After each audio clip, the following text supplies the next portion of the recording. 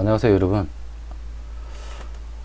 제가 오늘 점심 먹고 우연찮게 보다 보니까요, 조금 기본적이면서도 기본이지만 조금 재밌는 물건을 제가 발견해서 여러분들한테 좀 말씀 좀 드리려고 조금 급하게 제가 영상을 하나 더 제작을 합니다. 제가 자주 즐겨보는 이 유료 사이트입니다. 구독처는요, 아주 뭐 우리나라 지지하고 굿하고 뭐 양대 산맥이고 잘 해놨어요. 오래됐고요. 여기서 제가 그 테마 검색이라고 오랜만에 좀 들어가 봤거든요. 테마 검색이 아니고 특수물건이야. 특수물건 중에서 재매각 물건. 참고로 재매각 물건이라는 거는 입찰 기일날 정상적으로 낙찰이 되었어요. 낙찰이 되고 법원에 절차상의 하자가 없다. 그래서 법원에 허가 결정까지 났는데 낙찰자가 잔금을 미납해 버리는 경우가 있습니다. 그런 경우에 법원에서는 다시 재차 매각 처리를 하거든요. 그럴 때는 이제 기존에 납부됐던 입찰 보증금 10%는 몰수입니다. 몰수. 이게 뭐 국고로 기속되는 몰수가 아니고요, 당해 사건에 있어서 사건이 종결되고 나면 몰수한 이 보증금은 당해 사건의 배당금에서 배당금으로 충당을 합니다. 그 충당 금액을 가지고 결국은 채권자들한테 배분하는 거죠. 결국 몰수가 되면은 그 돈은 결국은 채권자들 주머니로 들어가는 겁니다. 기본적으로 아시고요. 뭐 재매각 물건 같은 경우는 여기 그냥 제가 주소를 서울만 해서 재매각 물건을 해서 검색을 좀 해봤어요. 그러니까 뭐 한 2페이지니까 한 40개 정도 물건이 잡히는데요. 그 중에서 마포 공덕동에 있는 푸르지오, 마포 공덕 푸르지오, 이 물건을 제가 좀 봤습니다. 보니까 이게 조금 재미난 일이 있더라고요. 이 보시면 여러분 깜짝 놀라겠죠. 최초 감정가격이 2억 6천입니다. 2억 6천인데 7번이나 떨어졌어요. 6번이나 떨어져 가지고 9월 29일 날 7차까지 갑니다. 최저가격이 8,500. 무지하게 많이 떨어졌죠. 그리고 또 1차에서 2억 6천에 낙찰을 받았다가 혼자 들어와서 낙찰 받았다가 잔금을 미납을 했어요. 미납하고 이만큼 많이 떨어진 거는 분명히 그 이유가 있거든요. 우선 첫 번째, 이분이 왜 2억 6천이라는 금액을 낙찰을 받았는데 왜 입찰 보증금 10% 2,600만 원을 포기하면서까지 이걸 그냥 포기를 했었을까요? 그 부분은 크게 그냥 두 가지입니다.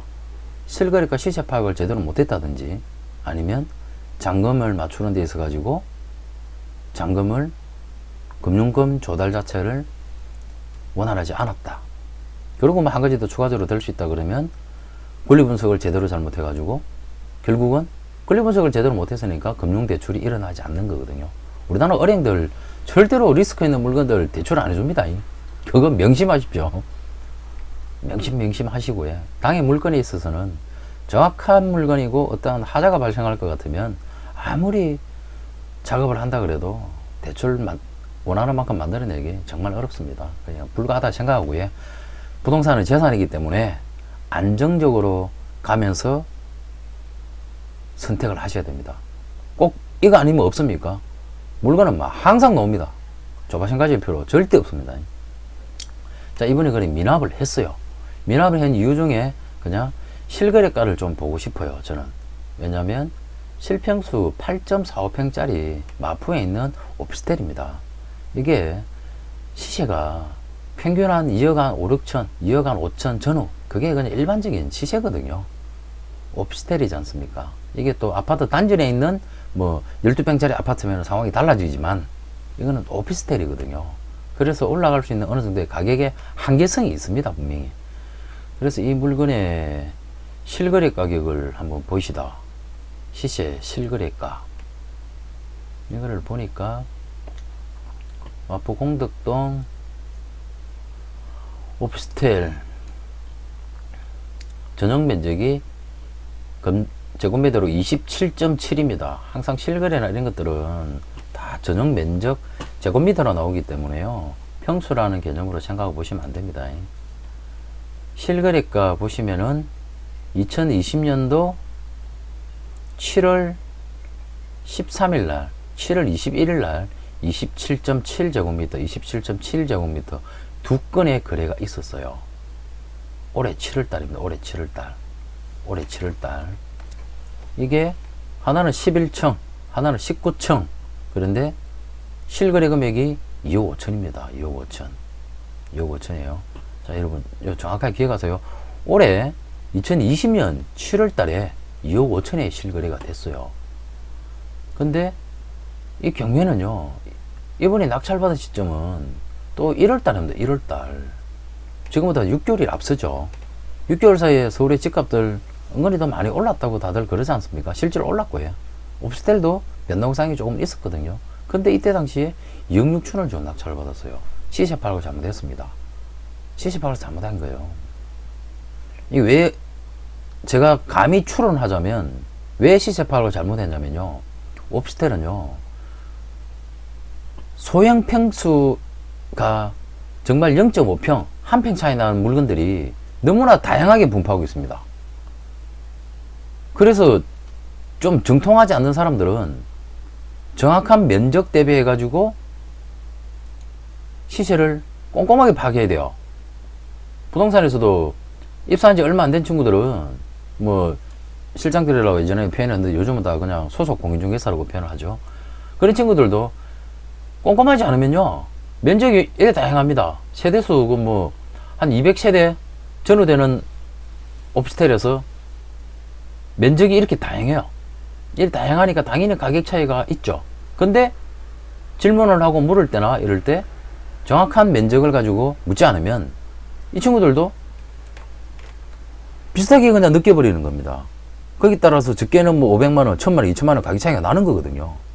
이런 부분들을 꼼꼼히 챙겨야 돼. 이게 이제 초보하고 고수의 차이가 나는 부분입니다.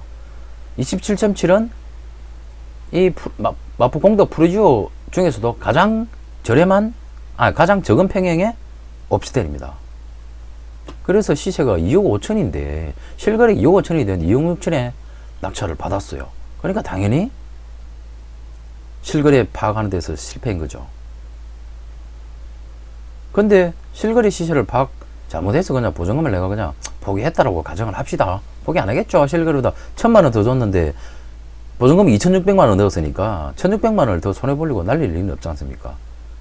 정상적으로라 그러면 이 물건은 3차인 2억 6천에 한번 유찰된 최저가 2억 8천에 2억 800에서 낙찰이 되었었어야죠. 근데 또 유찰됐습니다. 그리고 또 유찰됐네요. 그리고 또 유찰됐어요. 그리고 마지막 7차까지 가면서 이제 최저가격이 8억 5천까지 내려왔습니다. 무슨 문제지? 분명히 문제가 있습니다. 이 문제에 대한 원인을 파악해가는 게 권리분석이거든요. 권리분석입니다. 자, 일단 이 물건에 대해서 지도 좀 보면서 간단하게 좀 볼까요?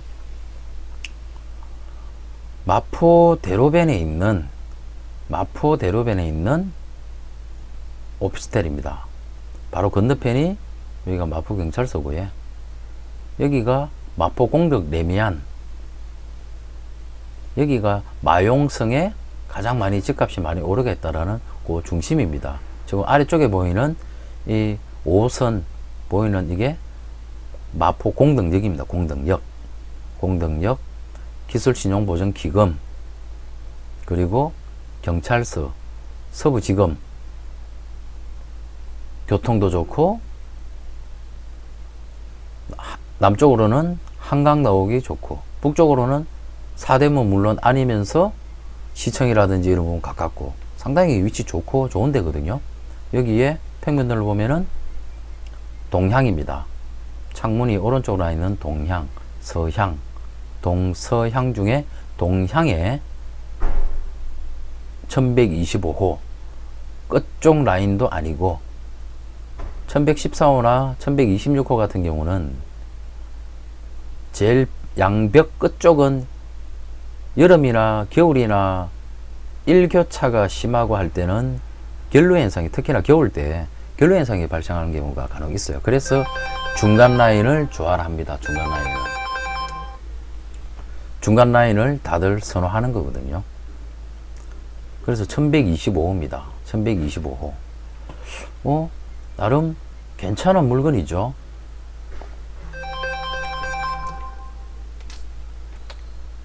괜찮은 물건입니다.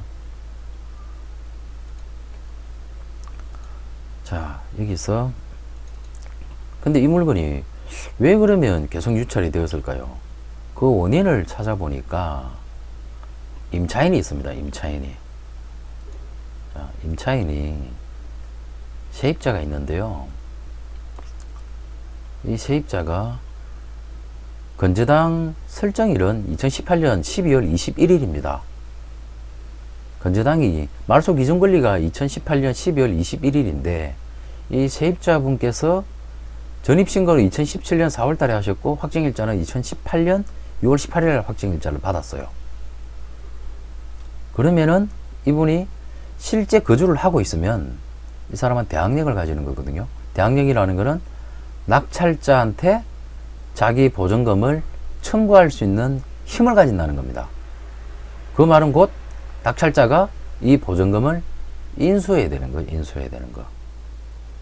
여기서 이게 그냥 여기까지만 생각하고 단순히 생각해버리면 끝나는 건데 잘못 생각하면은 근데 이 물건의 배당 요구 종기일은 여기 있다시피 2019년 10월 30일이 배당 요구 종기일입니다. 근데 이 사람은 31일 날 하루 지나고 난데도 배당 요구를 했어요. 만약에 지금 현재 있는 이 임차인분께서 배당 요구 종기일인 10월 30일 이전에 배당 요구를 했다 그러면 2억 6천에 낙찰이 되든 2억에 낙찰이 되든 자기는 자기 보증금 있죠. 2억 1200에 대한 부분 이거를 제1순위로 배당을 받습니다. 대항력이 있으니까요. 대항력이 있으니까. 그거는 곧 낙찰자 입장에서는 인수하는 건 아니죠. 나는 대금만 정상적으로 정확하게 내가 낙찰받은 금액만 납부하면은 자기의 의무는 다인 겁니다. 다 있지만 부족 부분 발생하지 않습니까? 부족 부분요. 예를 들어서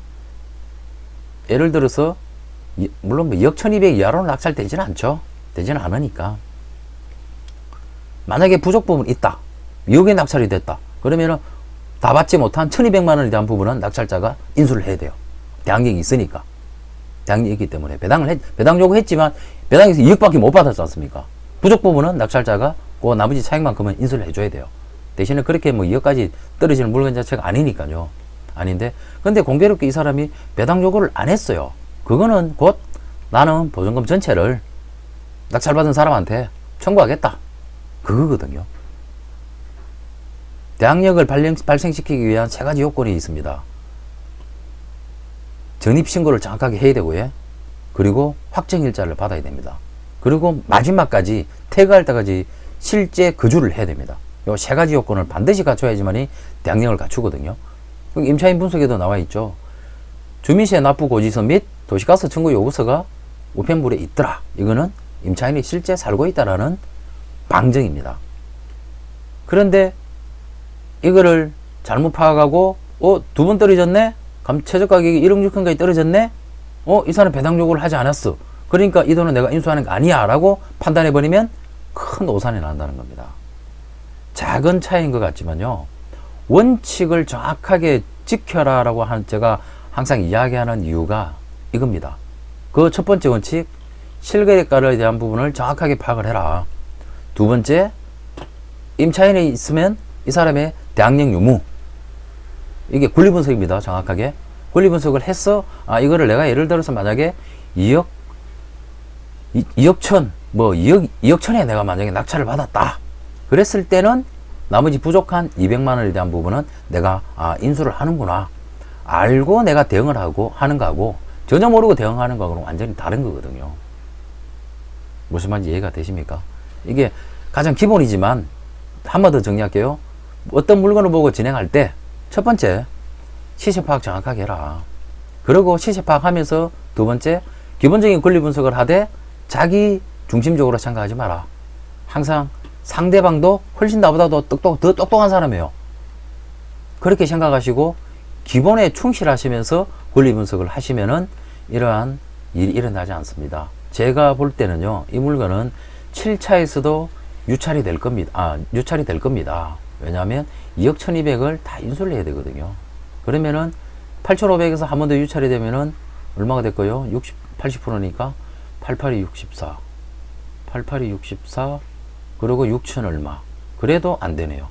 이 물건은 7차가 아닌 8차, 9차에 가서나 주인을 겨우 찾을 것 같습니다. 겨우 그때나 주인을 찾을 수가 있어요. 지금 벌써 경매 개시 일정이 2019년도 8월 달이지 않습니까? 이거 2번 더 지나가면 요즘 코로나 때문에 경매법정도 계속 변경되고 있거든요. 잔금 납부하고 배당 종결되고 사건 끝날라 그러면 1년 6개월 걸립니다. 이게 경매입니다, 여러분들. 경매가 단순하면서도요, 권리분석이나 이런 분들은 사실 쉬워요. 근데 시간이 내가 예상하지 못했던 더 많은 시간이 들 수 있기 때문에 이런 부분에 대한 항상 조금의 마음적인 준비도 하고 가야 되는 겁니다. 오늘 이 물건은 경매 초보 하시는 분들 나름대로 파악하시기에 아주 괜찮은 물건이라고 제가 판단이 되었어요. 오해 급하게 제가 동영상 촬영한 거니까요. 뭐 관련 사건 구상금 지급 명령 있고 하는 거, 이거는 관련 내용 제가 봤는데요. 뭐 여러분들이 뭐 변호사가 아닌 이상 특별하게 뭐 소송에 관련된 부분까지 알 필요는 없으니까 이런 부분까지는 제가 설명하지 않겠습니다. 아무쪼록 그 비 오는데요, 건강 조심하시고요. 제가 다음에 더 좋은 영상으로 만나 뵙도록 하겠습니다. 감사합니다. 예.